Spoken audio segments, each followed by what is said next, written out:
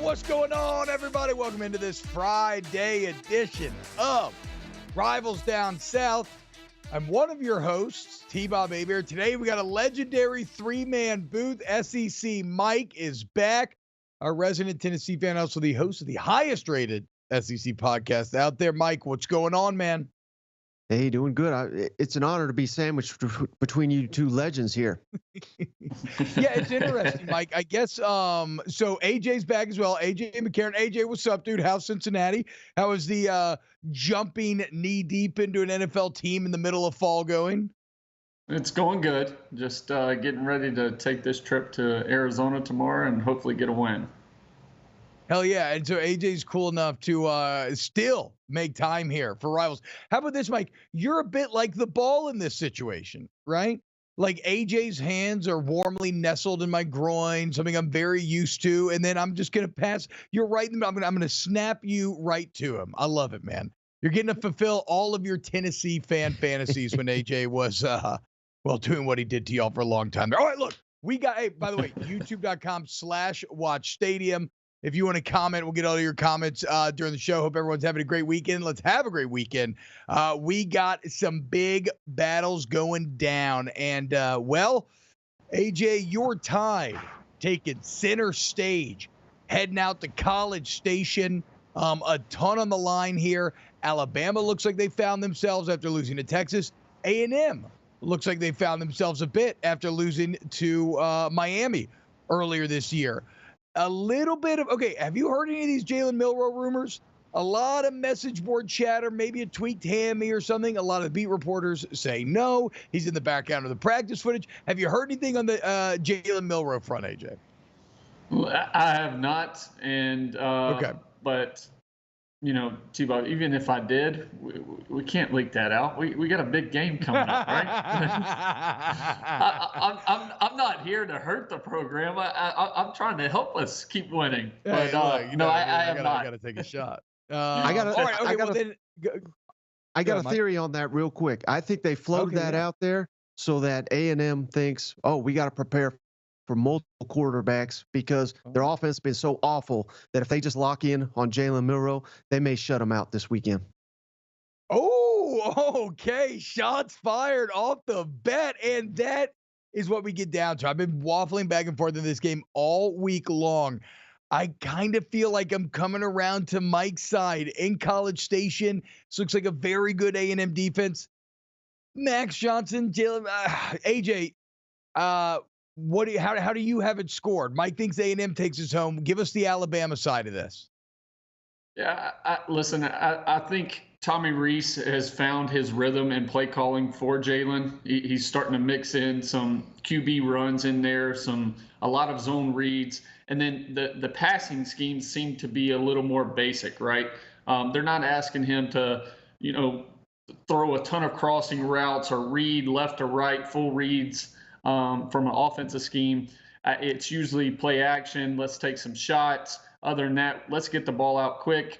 Or if our reads aren't there, hey, it's 1, 2, sometimes just one, and then you step up in the pocket, take off, get what you can. So the defense is playing well right now.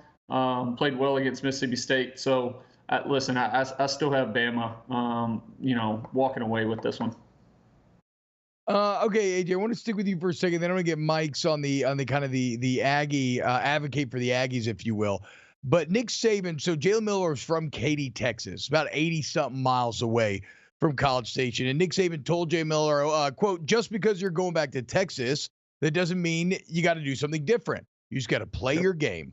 Fundamentally, do what you're supposed to do, gives you the best chance to be successful. A lot of what you were just saying, but take us into that locker room, AJ. How does Nick Saban get a quarterback ready for a massive game? How do you process and handle and prepare yourself?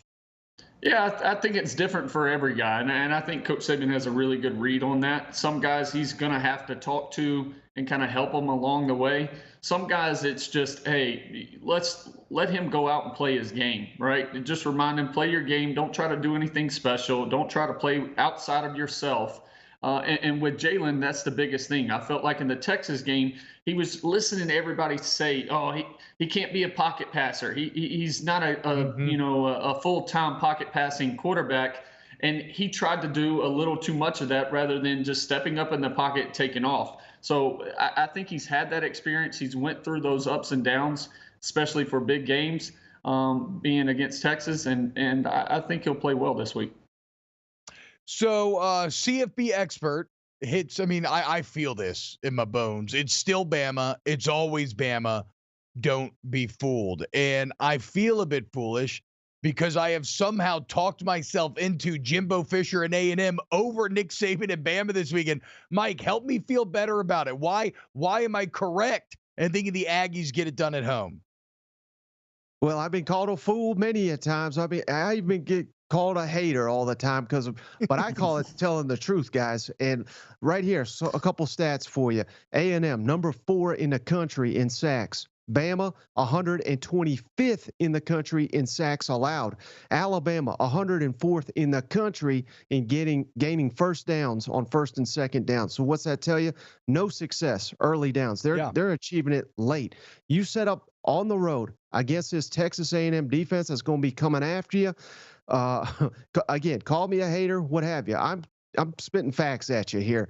A&M is going to win this game and win it by multiple touchdowns. I don't even think Alabama gets to 10 points unless defense and special teams scores in this game. I don't think I have no confidence in Tommy Rees, and the fact we're sitting here clapping for wins over Mississippi State, that tells you everything you know about the current state of the Alabama football program. That used to be expected. Now it's getting cheered, and we're good. We beat Mississippi State. Get out of here with that. Ooh, AJ, any response? Mike launching the salvo, dude. Well, listen, I heard a stat with the Texas A&M in the top 10 in the country in sacks, but what also comes from that, playing the quarterback position, is guys so geared up to get sacks and getting outside of their lanes, outside of their rush lanes, right? They're not sticking to their technique, not sticking to the scheme. So them worried about sacking, being in 3rd and long or 3rd 7+, now getting outside of their lanes and playing outside of their scheme allows step up in the pocket and escape lanes for Jalen Milroe. And I think he's going to have to do that and do that well. Yeah, and look, that Milroe, that is when he's at his best, when he is creating on something that's broken down. Baseball Man says SEC Mike with the stats. Well, let's transfer to the SEC East. The other big dog in the Southeastern Conference is Georgia Bulldogs. Of course, it's a home game. I don't know that Georgia even understands the concept of an away game. This is also one of the first times in which Georgia will be playing a team in which they're relatively close to them. It's Kentucky, Georgia. The Wildcats have been, well, I didn't think much of them until last week, right? And then they proved me very wrong running all over Florida. I think I might have actually picked Florida to win that game. Feel foolish now. The only issue is Kentucky does one thing so well. They run the ball so incredibly well. Ray Davis is leading the SEC. He is awesome. And I know Georgia's rush defense is kind of struggling, but I just cannot believe that you have a Kirby Smart defense with that much talent where it's like a traditional running attack, like power, counter, zone, not Peyton Thorne and what Auburn and Hugh Freeze, which is basically almost like a triple option, like a traditional. I cannot fathom that Georgia will not be able to come out and stop Kentucky. AJ, what do you make of Devin Leary for Kentucky? 2 years ago, 35 touchdowns to 5 picks. He has been a shadow of himself since that moment. How did he seemingly have it on this level at one point, and now he seems just kind of lost? Well, like I told you, maybe our last episode, for a quarterback to come in and play well first year in a new offensive scheme is always tough. So listen, that Leary's not the issue here. I think we're skipping over the thing that worries me about Georgia is their slow starts. Their last 3 games, they've scored in the first half. They scored 10 against Auburn, gave up 10. Against UAB, they scored 28 but gave up 14. Against South Carolina, they scored 3 and gave up 14. Kentucky in the first half, the last 3 games against Florida, scored 23, gave up 7. Vandy scored 24, gave up 10. and then versus Akron scored 14, gave up 0. So Kentucky seems to be a team that starts better. So if they start better and they start to get a lead, and now they rush the ball well in the second half and cut the clock down big time, now you're putting pressure on Georgia's passing game, which they're not used to right now. And they don't have as many weapons as they've had in the past. So now they're playing outside of themselves, and you might put a little pressure on Georgia. Okay, so a bit of a path to victory for Kentucky there. Mike, how do you see this one playing out? Yeah, and last week Auburn ran all over the Georgia Bulldogs, which is troubling to me because I don't think Auburn's that good of a team. I chalk that up to Hugh Freeze. I trust Hugh on Saturday. I don't trust him any other day to do the right thing, but he knows what he's doing on game day. But that unfortunately for Kentucky, they don't have that running quarterback option. Yeah. And unless I got Peyton Manning or A.J. McCarron, I'm always going in college football nowadays with a running quarterback. And I do put this one on Devin Leary because they're not going to ask him to run because that's not his game. He's been banged up before, and he's not quite lived up to the hype. And AJ is making some good points coming into a new system, a new conference, significantly more challenging. But this game to me comes down to Devin Leary. He's got to play the best game of his season. I think Kentucky can win this game outright, but I don't have faith in Devin Leary to be that guy against Georgia in Athens at night. So give me the dogs, but my favorite bet of the week is Kentucky and the points. Okay. Yeah. See if Brock Bowers can pull some more heroics once again. He's one of the best. Well, no, not one of. He is the best tight end in the nation. And up in Como and Missouri, we're going to get a matchup of two of the best wide receivers in the entire nation. I mean, when you're talking about Luther Burden and Malik Neighbors, it does not get better. Right now, both they're number 1 and 2 in the country in yards. They're both second in the SEC with 5 touchdowns apiece.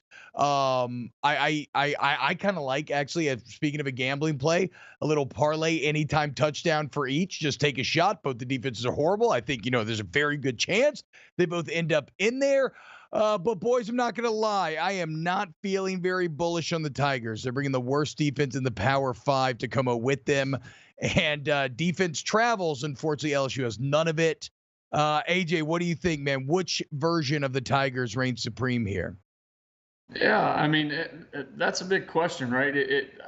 We talked about this earlier in the year, and you saw flashes of it last year for LSU is, not only them as a team, but what kind of offense are they going to have week in and week out? Like Jaden Daniels, is he going to play to his top tier level that he can sometimes and distribute the ball to everybody and spread it around and throw for a bunch of yards? Or is he going to be one that makes mistakes, does some crazy turnover play, and then puts them in a tough situation? But listen, I think it all boils down to LSU's offense. Can they play well? Can they not turn the ball over? And really just try to outscore Missouri.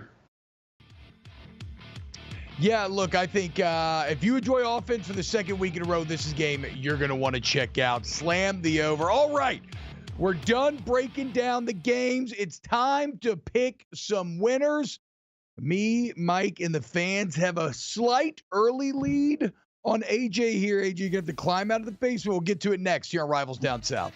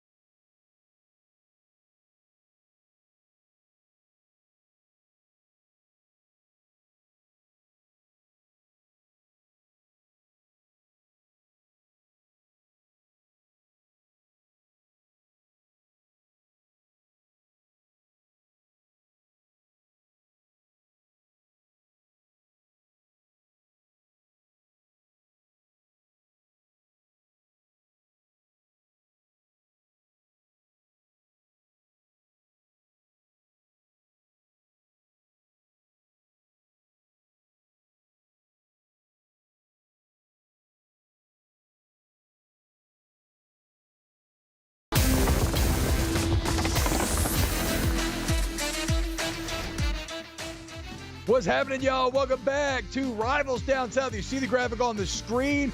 Here are our pick standings after 1 week. We're not doing these against the spread. We're just picking winners, okay? Myself and SEC Mike check in at 5-2. The fans come in at 5-2 as well. There alone in the basement stands A.J. McCarron. It's almost like he's got something going on. All right, let's go ahead and pick them, boys. Let's dive into the game in Athens tomorrow night. Kentucky, Georgia. AJ, you start us off. I'm still, listen, I've said it. I still think they're the best team in the country at home. I'm taking Georgia. Mike, what you got? How about this? Not exactly to this game, but in the playoff era, number one has never lost at home, Georgia. But again, I like Kentucky and the points, not a blowout. Yeah, look, Georgia's going to win this game. Mark Stoops has, he's had like one top 10 win his entire time at Kentucky, which isn't, it is what it is, but it ain't this. He ain't beating the dogs between the hedges at night. No chance. Next, and by the way, the fans agree, but shockingly close vote here. Only 54% of fans voting they think the Bulldogs take this one. Next on the list, the big one in College Station, Alabama versus Texas A&M. Mike, who you got, dude? Hey, you said it best, T-Bob. I can't believe I'm putting stock in Jimbo again, but God, I'm on the boat. The decaying dynasty is real. A&M by 2 touchdowns. Ooh, AJ, who you got? Too much bad blood still. Saban's still pissed off for Jimbo running his mouth at SEC Media Days. He'll have the team ready to play Bama. Yeah, what did Jimbo say? He thinks he's God. Well, he's going to be a fallen god after this weekend because the Texas A&M Aggies, with their stellar offensive coordinator, Bobby Petrino, and Super Bowl son of Brad Johnson, Max Johnson, get it done. A&M at home, the defense too much. The fans agree with AJ, 58% voting Alabama. Next on the list in Como, LSU, Mizzou. AJ, who you got in the Battle of the Tigers? I think it's going to be a shootout. I still, hopefully Jaden Daniels plays well, and this LSU offense puts up some points. I'm taking LSU. Mike, where are we going? Yeah, the real loser is fans of defense. I mean, this is a first of 50 type ball game. LSU backs against the wall. They have to win this game. I like LSU to keep their SEC hopes alive. Yeah, both teams top 10 in the country when it comes to passing offense success rate. Both in the hundreds when it comes to passing defense success rate. So I can't wait. And I got to go LSU here. Because if LSU does lose, I'm going to gouge my own eyes out and eat them in a bout of insanity, because no way did you hire Brian Kelly to go 4-5 in his last 9. Okay, BK, get it done, dude. It was a great hire, AJ. I don't want to hear it. Okay, don't want to hear it. Next on the list, Arkansas, Ole Miss. I'll start this one off. Give me Whiffen Kiffin, dude. I think Lane maybe found something last week. Arkansas's in shambles. Did y'all see Dan Enos responding to student emails minutes after the game? He's emailing back and forth with students that are criticizing him. He is lost in the sauce big time. Give me Ole Miss. AJ, who you got? I'm taking Ole Miss. I think Lane's going to have them ready. And I still think like we talked about, T-Bob, it might be a 3-way tie to figure out who plays for the SEC West. And what about you, Mike? Who you got?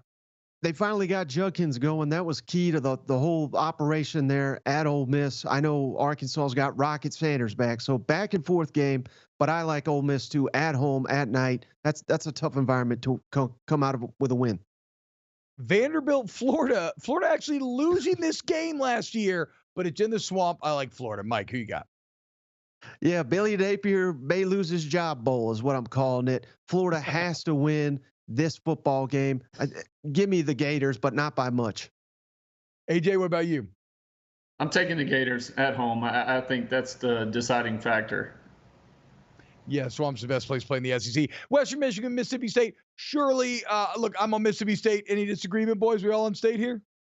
All State. Hail State. Okay, there you go. Hell State, ring them cowbells. still to come. Wrapping up the show next here on Rivals Down South. Keep it locked. YouTube.com/@WatchStadium.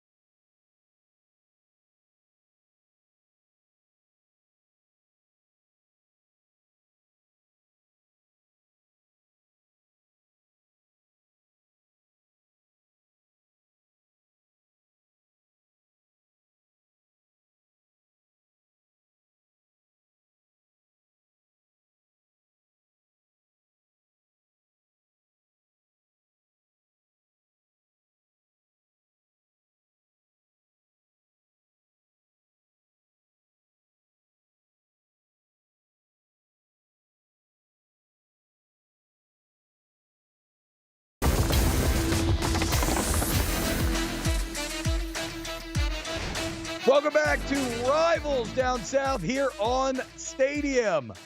T-Bob, SEC Mike, and AJ McCarron closing out another week with you. Cannot wait for college football all day tomorrow. And our guy Dan has created some bold predictions, boys. I want to see if you believe them or not. AJ, I'll start with you. Missouri will score 40 points for the first time this year against the terrible LSU defense. I think that's true. I think this thing could be a 50-point shootout between both of them, the way LSU's defense is struggling. But I still think LSU wins in a high-scoring game. Have you all ever seen Mad Max Fury Road? Yeah. Whenever one of the Blood Boys is about to go kamikaze, they spray the chrome on their mouth. That's how I'm entering this game Saturday. To Valhalla and death we ride. God, we can't give up for it. Okay, Mike, Ray Davis will run for 200-plus yards for the second straight week against a porous Georgia defense. Well, that's okay. Porous is a bit bolder. But yes, against a Georgia run defense that doesn't look unbeatable like it has in the past. Absolutely false. There's no chance that he runs for 200-plus on Georgia in Athens. I ain't buying that. AJ, the winner of tomorrow's Texas A&M and Alabama game will go on to win the SEC this year. Listen, I'm gonna lean false for now because, like I said, I still think Georgia's the best team in the country, and so I gotta lean false right now. Mike, I want your opinion on this. What do you think? Yeah, Tennessee ain't playing in that game, so absolutely false. But no, I can't. I think if A&M wins on Saturday, yes, I think they can win the West. And can they beat Georgia in the SEC championship game? I would say no. Jimbo Fisher will become the first former assistant to beat Nick Saban twice. I believe it. Okay. The assistant, when you have these signs of a crumbling empire, right? You always see these little streaks come to an end. At first, it was losing to an assistant for the first time in Jimbo. Then it was Kirby and Natty, right? Then it's losing at home for the first time to Sark, losing by double digits at home for the first time to, I think, like 2003 or 4 or something, even who's at LSU. And so, yes, this is just the next one to fall. I mean, last year, AJ, a much worse A&M team almost beat Alabama with Jalen Milroe. What say you? Is Jimbo going to get it done? Not a chance in hell.